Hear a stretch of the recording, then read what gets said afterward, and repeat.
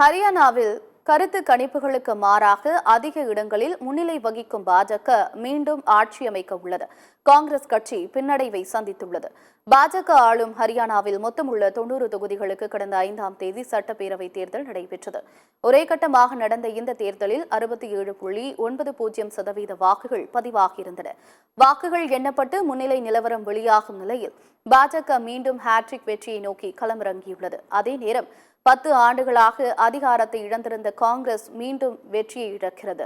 இந்த இரு கட்சிகளை தவிர ஆம் ஆத்மி, இந்திய தேசிய லோக்தளம், பகுஜன் சமாஜ் கூட்டணி, ஜேஜேபி, ஆசாத் சமாஜ் கூட்டணி என பலமுனை போட்டி காணப்பட்டது. எனினும் பெரும்பாலான இடங்களில் பாஜக, காங்கிரஸ் இடையேதான் நேரடி போட்டி இருந்தது.